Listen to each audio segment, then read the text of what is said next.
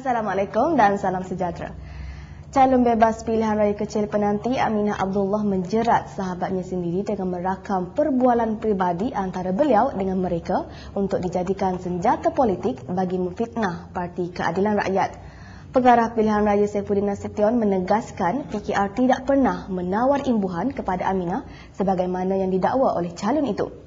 Pengundi sebaliknya harus menilai kepribadian Aminah yang sanggup mengundang dua kenalannya dari PKR ke rumahnya semata-mata untuk merakamkan perbualan peribadi untuk digunakan sebagai modal politik murahan.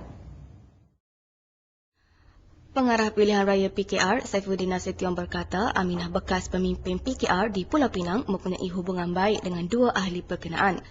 Saifuddin berkata, dua ahli PKR itu telah menerima undangan Aminah untuk makan tengah hari seperti lazimnya. Mereka dijemput. Mereka dijemput. Itu penting tu. Mereka dijemput makan tengah hari. Ya. Kemudian perbualan mereka dirakam. Kalau saya jemput you makan tengah hari, saya tak perlu rakam kalau saya tak ada apa-apa ni. Ya. Jadi mereka dirakam. Itu ajalah.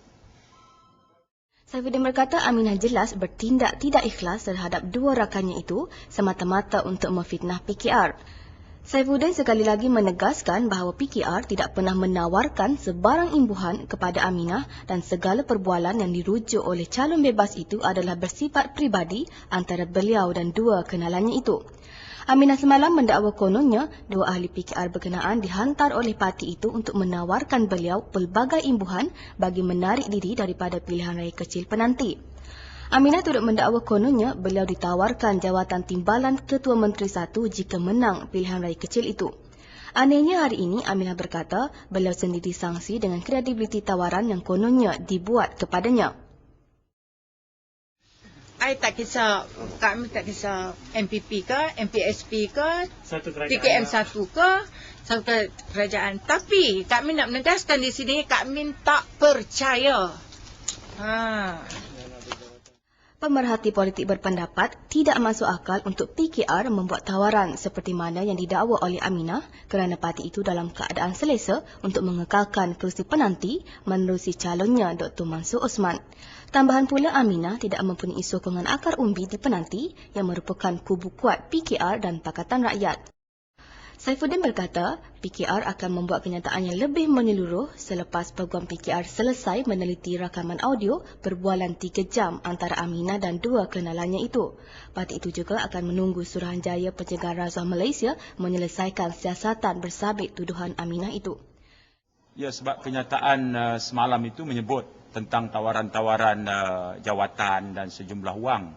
Sebab itu kita terus minta peguam-peguam kita mendengar tentangnya dan keputusannya ialah kita terus meminta peguam menghantar notis. Itu saja. Saifuddin berkata pada peringkat ini, PKR berpendirian dakwaan Aminah itu bersifat fitnah yang bertujuan mencemar parti berkenaan dan cubaan terdesak oleh beliau untuk meraih sokongan pengundi. Memadai tindakan yang kita ambil dari segi politik ialah peguam mengemukakan notis. Let them handle. Sementara general campaign we focus on meeting with the people. Saifuddin berkata setelah mendengar rakaman itu, beliau secara peribadi berpendapat Aminah menunjukkan minat mahu kembali ke pangkuan PKR. Komen saya ialah satu majlis makan diadakan.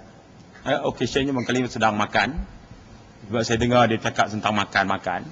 Pertemuan antara sahabat dengan sahabat yang berlangsung dalam keadaan yang sangat jovial. Occasion itu juga memberikan satu gambaran bahawa ada semacam hasrat untuk kembali menyertai parti. So itu gambaran yang saya dapatlah.